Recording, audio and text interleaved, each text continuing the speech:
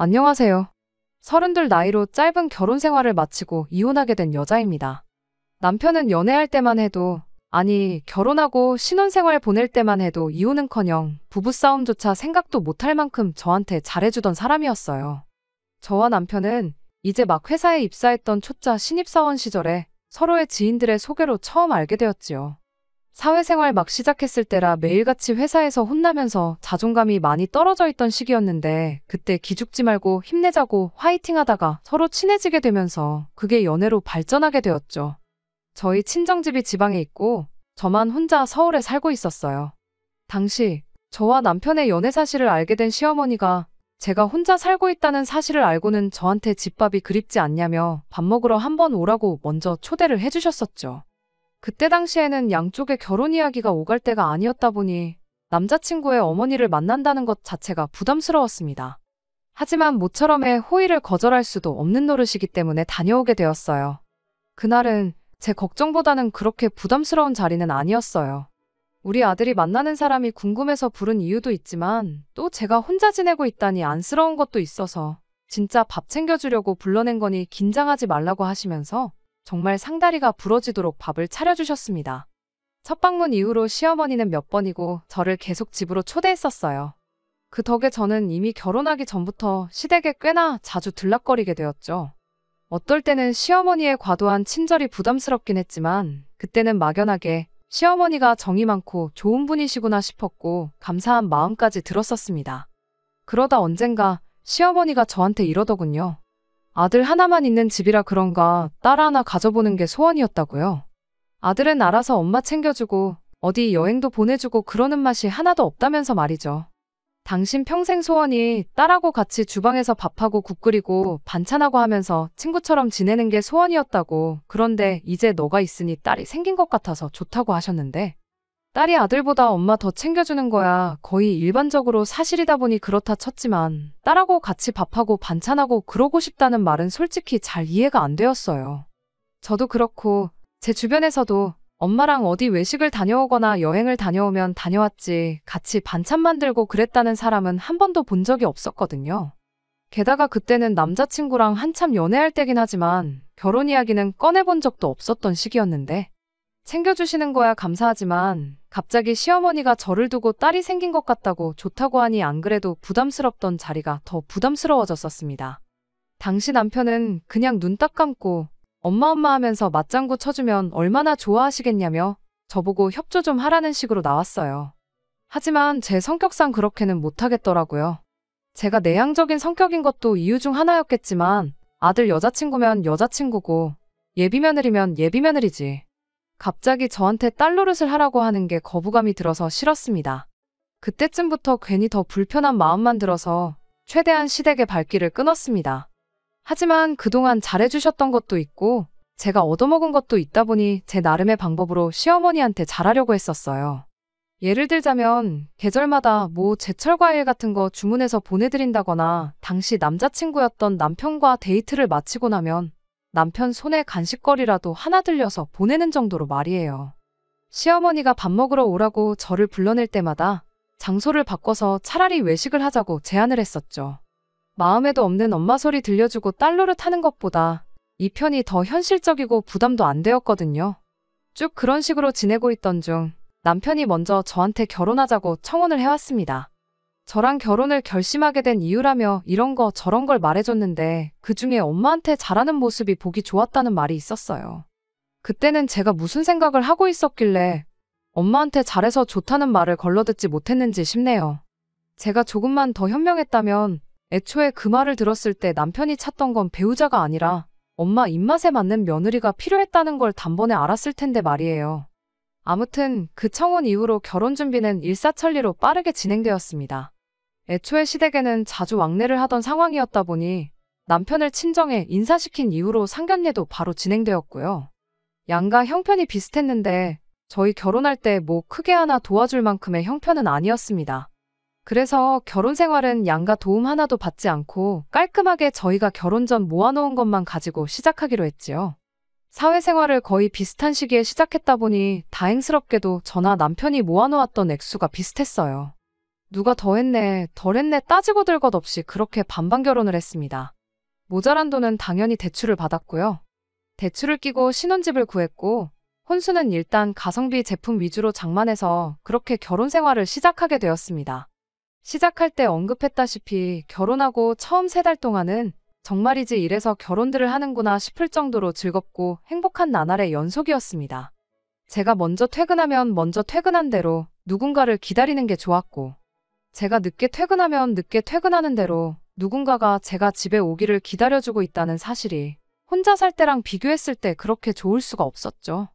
오랜 기간 학교와 직장 때문에 본의 아니게 저 혼자서 가족들과 떨어져 타향살이를 하고 있었다 보니 저를 반겨주고 제가 오길 기다려주는 사람이 있다는 사실만큼 마음이 따뜻해지는 게 따로 없었죠. 연애와 결혼의 가장 큰 차이점이 바로 이런 거구나 하고 생각했어요. 나 혼자가 아니라 내가 아닌 다른 누군가와 함께 가정을 이루고 있다는 그 기분 말이에요.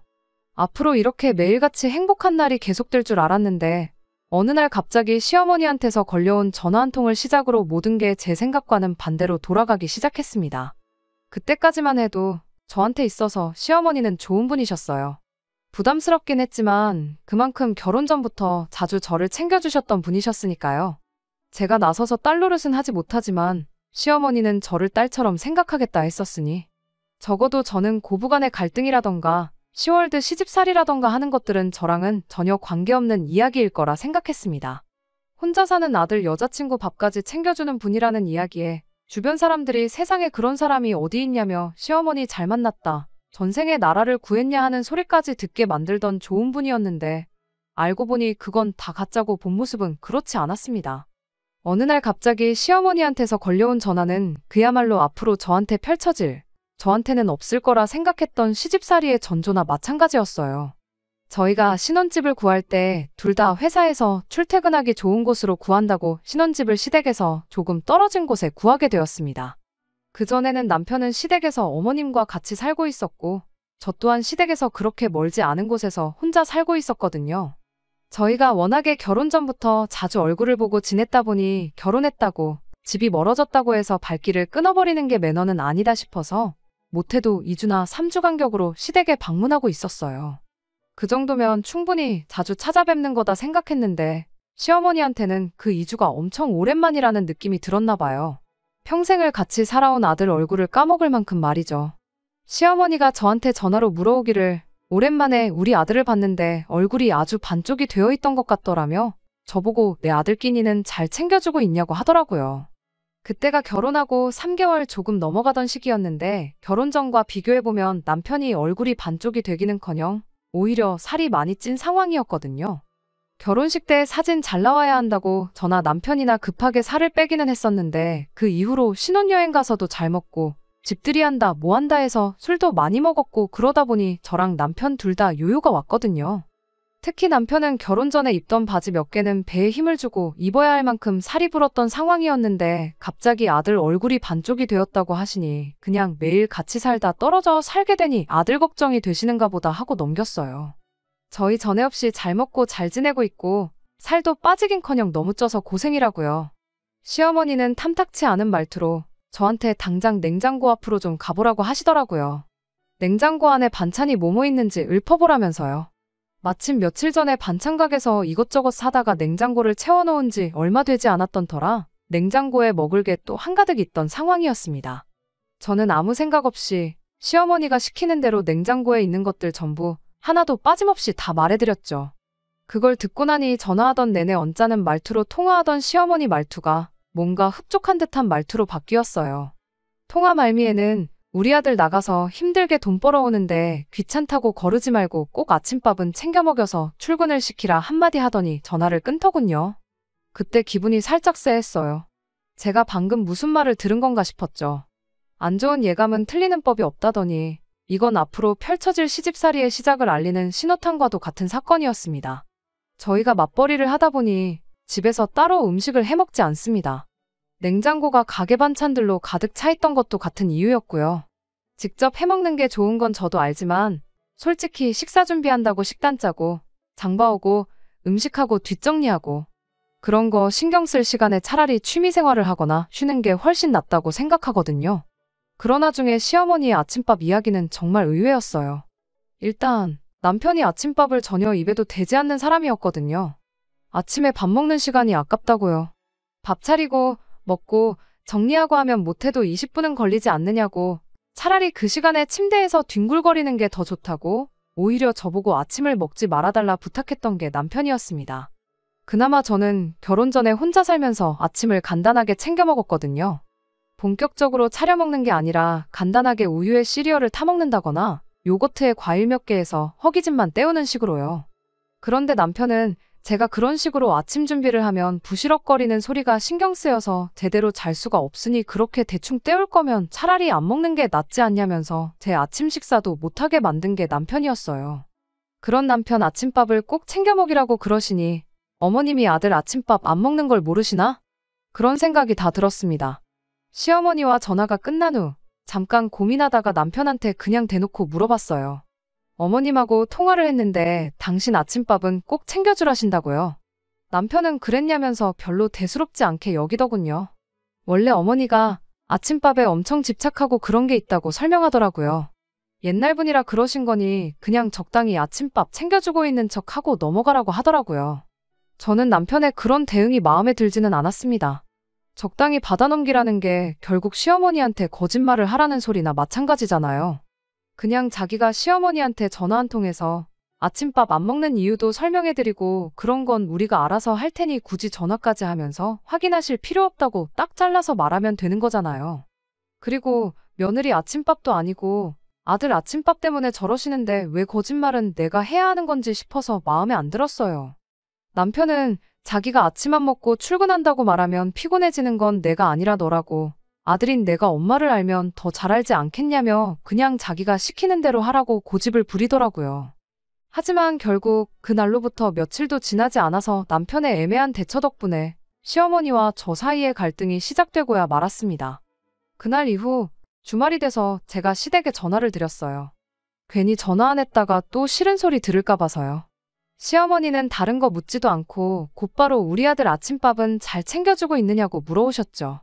내키진 않았지만 남편이 시킨 대로 잘 챙겨주고 있다고 대충 대답했어요. 어머님은 저보고 잘하고 있다며 역시 내가 며느리 하나는 잘 골랐다고 자화자찬을 하시더라고요.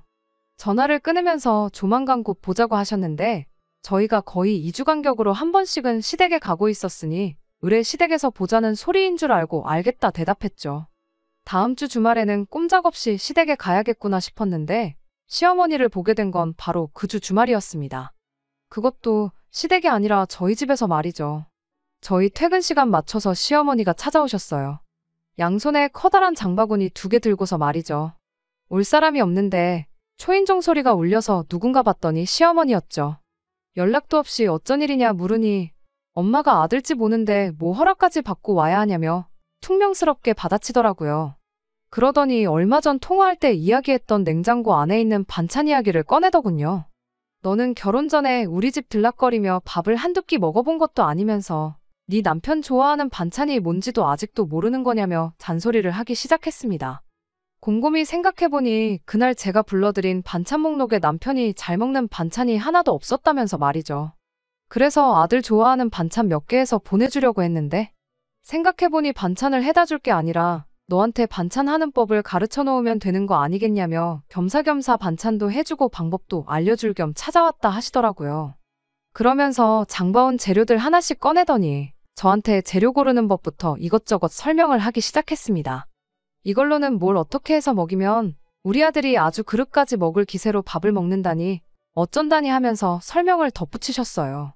말로 하면 뭘 알겠냐며 자기가 하는 거 보여줄 테니 잘 보고 배우라며 고춧가루며 마늘 다진 거며 이것저것 재료 좀 가져와 봐라 하시는데 말씀드렸다시피 저희 집에서 밥을 전혀 안 해먹거든요. 조미료라고 해봐야 간장이나 참기름, 소금, 후추랑 설탕 정도 정말 기본적인 거 말고는 아무것도 없다고 말씀드렸더니 시어머니는 이해가 안 된다는 표정으로 그럼 냉장고에 있는 그 많은 반찬들은 어떻게 한 거냐고 물어보더라고요. 전부 반찬 가게에서 사온 거라고 말씀드렸더니 시어머니가 그럼 결혼하고 여태껏 내 아들한테 영양가도 없는 조미료 투성이 반찬을 먹인 거냐며 노발대발 하시더군요. 시어머니 언성이 높아지니 거실에서 별 관심 없이 혼자 TV만 보던 남편이 제 편을 들어주면서 시어머니한테 한마디 해줬어요. 조미료 쓴다고 영양가가 사라지는 게 말이나 되냐? 그럼 음식 장사하는 사람들 다 망해서 없어졌을 거 아니냐? 사 먹는 반찬이 엄마가 해준 것보다 맛있는 것도 있다며 깐족대기까지 하면서 말이에요. 안 그래도 열이 바짝 올라있던 시어머니는 믿었던 아들이 편을 들어주기는커녕 깐족거리며 시비까지 걸고 있으니 더 큰 소리로 역정을 내기 시작하셨어요. 모자간의 말다툼에 제가 끼어들 이유가 하등 없다고 생각했고 남편이 나섰으니 알아서 잘 해결하겠거니 생각했는데 벼랑간 시어머니가 장바구니에서 대파를 꺼내들더니 그걸로 옆에 서 있던 제 머리를 내려치는 겁니다. 너무 경황이 없고 어안이벙벙해서 말도 안 나왔어요. 이게 지금 무슨 일이 일어난 건가 싶더라니까요. 세상에 대파로 맞아본 사람이 몇이나 되겠어요? 모르긴 몰라도 제가 세계 최초 아닐까 싶었어요. 대파로 한 대 맞았는데 제가 부처님도 아니고 거기서 평정심을 유지할 수가 없었죠. 그래서 결국 저도 시어머니한테 언성을 높이게 되었습니다. 시어머니는 내 아들을 어떻게 구워 삶았길래 평생 엄마 말에 말대꾸 한 번 안 했던 착한 애를 저 모양 저 꼴로 만들었냐며 아들이 깐족거린 것까지 제 탓으로 몰아가더군요. 저까지 같이 목소리 높여가며 한바탕 하고 있으니 남편이 일단 저는 방으로 피신시켜놓고 어찌어찌 시어머니 뜯어말려서 집에 돌려보냈어요. 어머님을 집까지 모셔다 드리고 온 남편과 이 상황에 대해서 이야기를 나눴는데 그러다 결국 저랑 남편도 한바탕 다투게 되었습니다. 따지고 보면 아침밥 일로 시어머니한테 거짓말을 시켰던 당신 탓 아니냐고 그러니 어머님한테 해명 똑바로 하라고 한마디 했어요. 그리고 다른 건 몰라도 대파로 한 대 얻어맞은 건 어머님한테 사과받아야겠다고 그때까진 나는 시어머니 얼굴 못 보겠다고 강하게 나갔죠. 남편은 해명은 자기가 100번이고 할 수 있는데 며느리가 되어서 꼭 시어머니한테 사과까지 받아야겠냐며 그건 그냥 좋게 좋게 넘어가자고 하더라고요. 아침밥에 대해서 거짓말을 시켰던 건 자기가 잘못한 거 인정하지만 솔직히 저녁밥 차리기 귀찮다고 가게 반찬 사다가 저녁 식사 때운 제 잘못도 있지 않냐면서 저보고 그냥 참으라는 거예요. 그 뻔뻔한 소리를 들으니 더 어이가 없었습니다.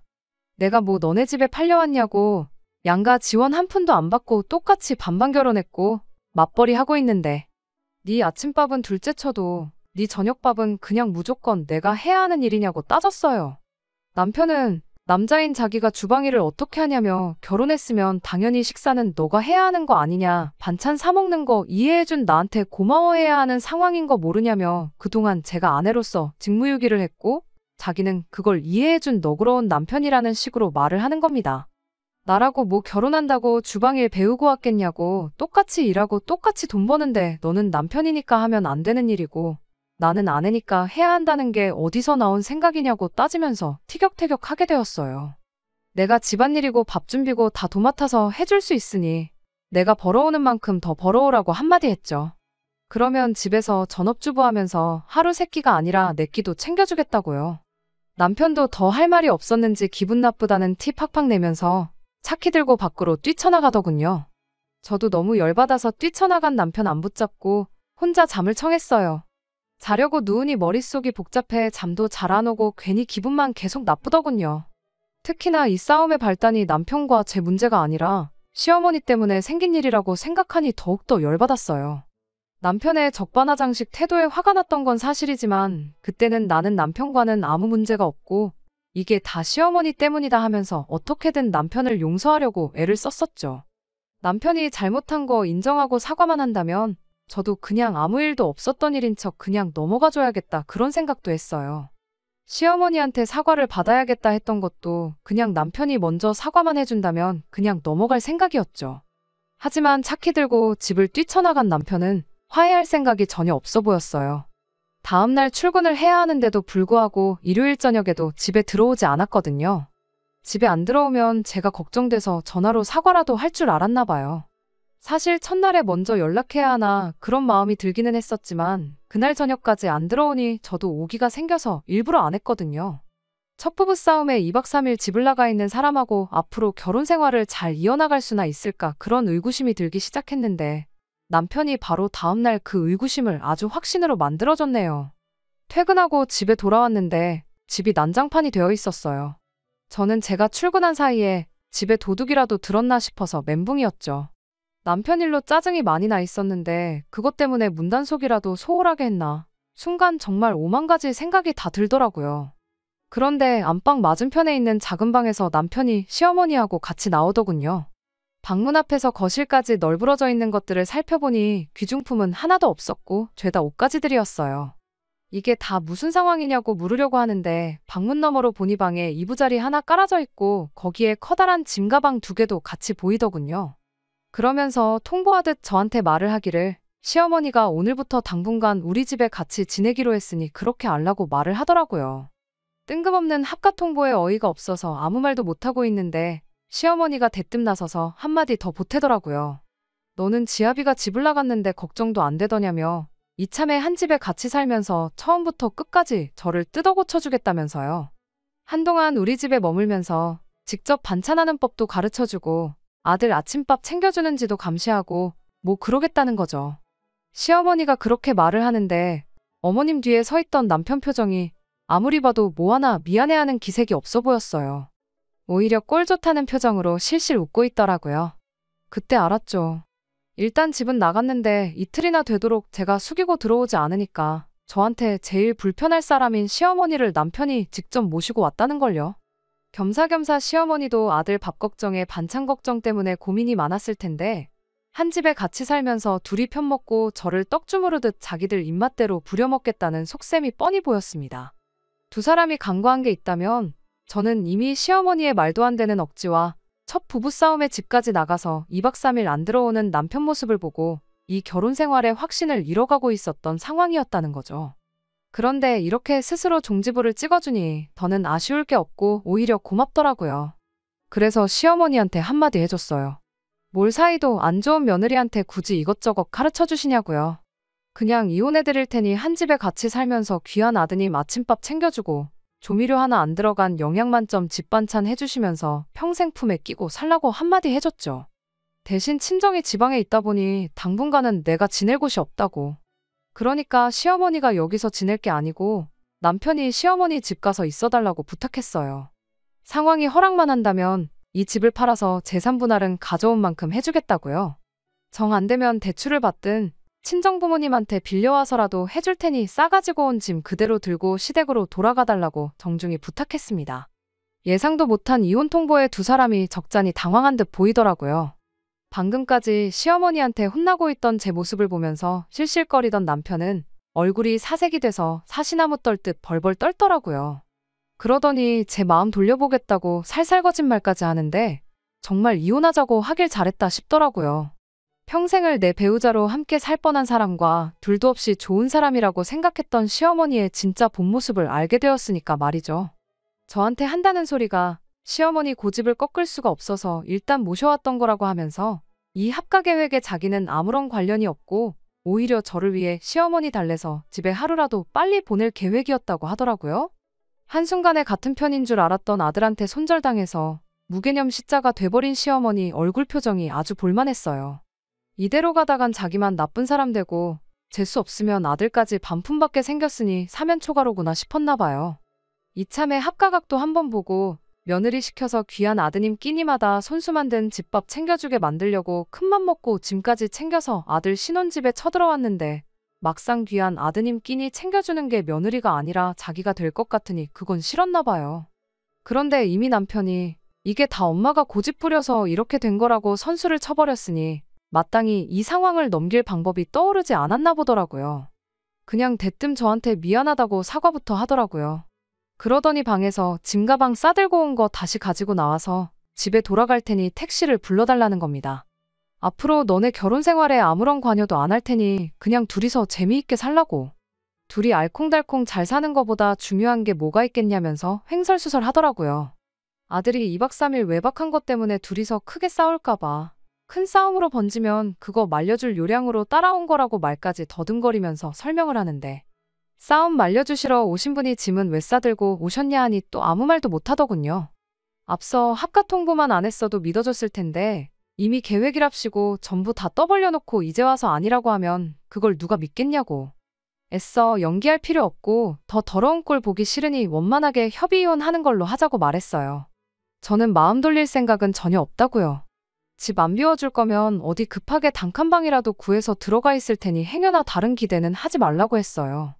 일단 제 기분 풀어주려면 자리를 피해야 한다고 생각했는지 두 사람은 더 큰 반항은 하지 않고 제가 말한 대로 집을 비워줬고요. 그 이후로 번갈아 가면서 두 사람이 저한테 몇 번이고 전화로 집까지 찾아와서 미안하다고 사과했지만 두 번의 기회는 주지 않는 걸로 결론을 내렸습니다. 저를 딸같이 여긴다던 사람이 왜 저렇게 되었나 혼자 곰곰이 생각을 해봤는데 그건 그냥 저 부려먹기 편하려고 했던 소리라는 걸 그제서야 알게 되었네요. 누가 딸한테 아들 새끼밥을 대신 차려달라고 시키겠어요? 애초에 저를 불러내서 밥을 먹였던 것도 하루라도 빨리 아들 입맛 시어머니 손맛 캐치시켜서 대신 아들 뒷바라지를 해주길 바랬던 거라는 것도 깨닫게 되었죠. 이혼을 하는 과정에서 정말 말도 못할 만큼 스트레스를 받았었습니다. 남편과 제가 처음 만난 게 서로를 아는 지인들의 소개였던 만큼 겹치는 인맥이 많았었거든요. 그들이 저를 어떻게 생각할지 그런 게 엄청 신경이 쓰였어요. 결혼하고 반년도 안 돼서 이혼을 하게 되었으니 말이에요. 그런데 사람들은 생각보다 제 이혼에 대해서 손톱만큼도 관심이 없네요. 관심을 갖는 사람이 아예 없는 건 아니었는데 이 이야기를 해주면 저보고 100번 잘했다고 해주는 걸 보니 정말 제가 괜한 걱정을 사서 했던 것 같네요. 남편은 결국 다시 시어머니 집으로 들어가서 살게 되었어요. 재산분할 절반 해주고 그냥 집은 제 명의로 유지를 할 생각이었는데 짧은 기간이나마 같이 살아서 그랬나 남편의 흔적이 남아있는 것 같아서 기분 나빠서 집은 정리해버렸고요. 제가 조금만 더 현명했다면 하는 후회가 들 때도 있지만 적어도 단번에 언행일치 안 되는 되도 않는 집구석이란 거 깨닫고 빨리 이혼 결정을 내린 걸 천만다행이라고 생각하려고요. 제가 혹시나 만약에 앞으로 다시 결혼을 하게 된다면 적어도 저를 딸같이 여긴다는 말은 걸러들어야겠습니다. 끝까지 들어주셔서 감사합니다. 오늘의 사연은 여기까지입니다. 구독과 좋아요, 알람 설정 부탁드리고 더 좋은 사연으로 다시 찾아뵙겠습니다. 감사합니다.